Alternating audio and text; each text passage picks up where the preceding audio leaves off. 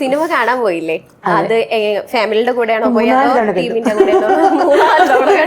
ആദ്യം കണ്ടത് നമ്മുടെ ക്രൂവിന്റെ കൂടെ പത്മ തിയേറ്ററിൽ എല്ലാവരും കൂടെ ക്രൂവിന്റെ കൂടെ ആയിരുന്നു കണ്ടത്. അതൊരു വലിയ അനുഭവം. കാരണം നമ്മൾ ഇങ്ങനെ ഒരു പ്രിവ്യൂ ഷോ ആർട്ടിസ്റ്റുകളെ കൂടെ നമ്മൾ ഇറങ്ങുമ്പോൾ തന്നെ കുറെ എന്താ പറയുക, നമ്മൾ സ്വപ്നം കണ്ട ഒരു സയനോണ്ടല്ലോ മൈക്കും കൊണ്ട് കുറെ ആൾക്കാർ വരുന്നത് എങ്ങനെ ഉണ്ടായിരുന്നു, ഇഷ്ടപ്പെട്ടു എന്നൊക്കെ പറഞ്ഞു. അതൊരു വേറെ ഫീൽ ആയിരുന്നു ശരിക്കും പറഞ്ഞാൽ.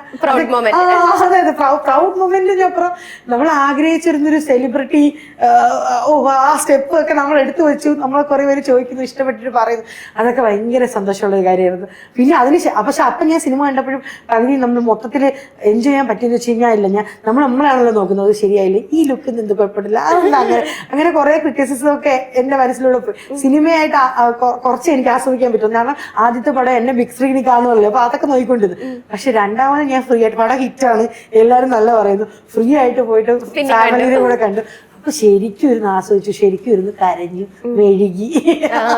അത് ഇമോഷണൽ അല്ലേ, ഭയങ്കര ഇമോഷണൽ ആയിട്ടുള്ള സംഭവങ്ങളൊക്കെ ആയിരുന്നു. അത് എന്തായാലും അതിനുശേഷം പിന്നെയും പോയി കണ്ടു. പിന്നെ മോളെ കൂടെ ഒന്നുകൂടെ പോയി കണ്ടു.